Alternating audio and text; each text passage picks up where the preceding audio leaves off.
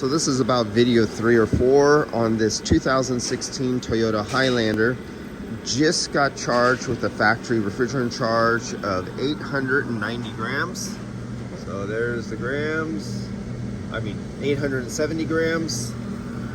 And you can see it's a 2016. And it's a hybrid. And what are normal pressures and temperatures on a Highlander, this specific year, make, model vehicle, because it will change on different year, make, model vehicles, even within the same platform. At this particular operating conditions, there's no heat load, there's no sun, it's a cool day. This is a body shop. It's in here for, repairs. So the lines had to come off because they had to do some repairs over here and pull some sheet metal off. And then they went back on. So what is normal for this vehicle? Not other vehicles, but for this vehicle, just like every other vehicle has what is normal for them and what is not normal for other vehicles. They're all different. So for this vehicle, our dash temperature is coming out at 35.6 degrees.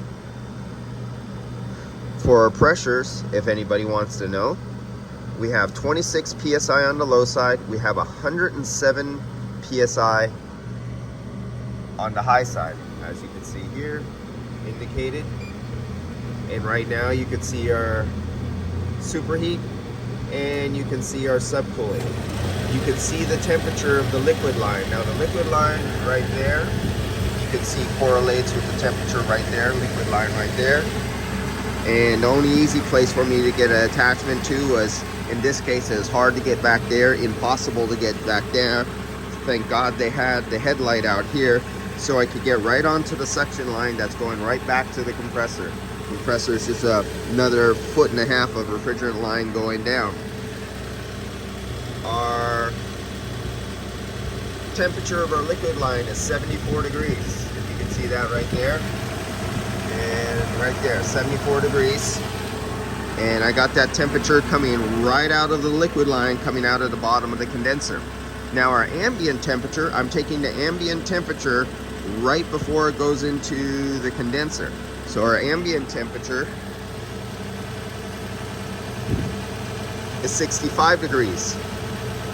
So we have 65 degrees going in right here.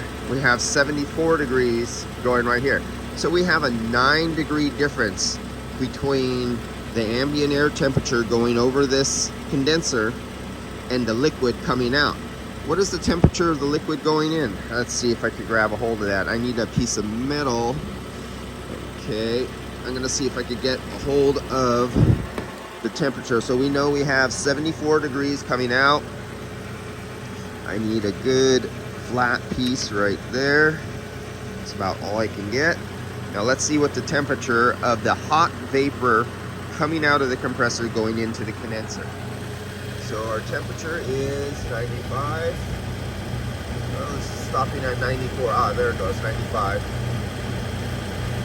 96, go up to 96. Maybe we could see it easier over here. Oops, let's get up there. 96 degrees, let's say 97. So we have 74 degrees coming out, 97 going in. All right, can you see that clearly? That is our temperature split across this condenser.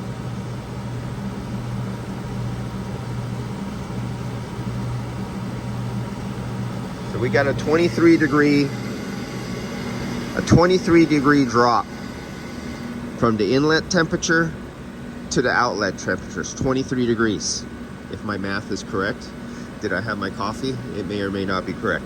And then we had, what did we have? We have 64 degrees, 63 degrees of air going over the condenser, and we had 74 degrees coming out of the liquid. That is our difference in temperature there.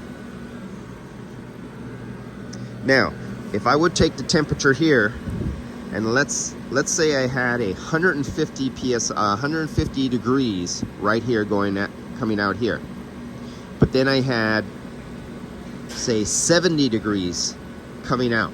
150, 70. That would be a 70 degree, did I get that right? That would be a 70 degree drop. And 70 degree drop across a condenser is way too much. And that would be telling me that some of these circuits are plugged up with fine metal shavings, probably from the compressor.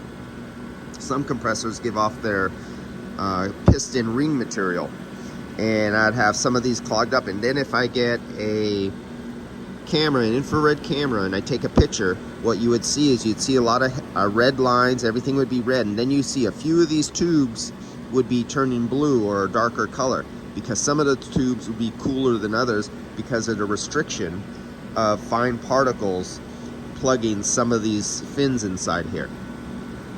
And then you know, okay, we have a compressor starting to come apart, it filled somewhere in. Remember, this is a multi-pass condenser.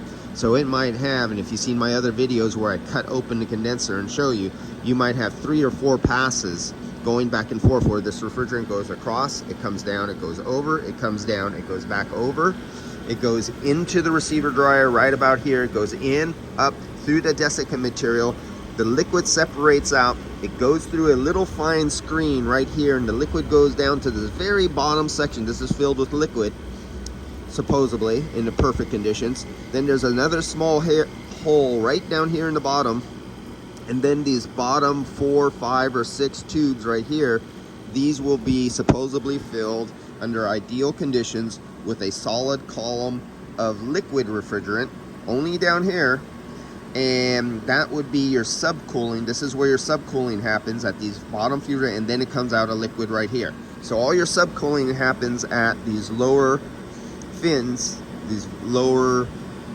refrigerant tubes, because they came off the bottom of the receiver dryer where it's liquid only at a small port that just goes to a few of these tubes.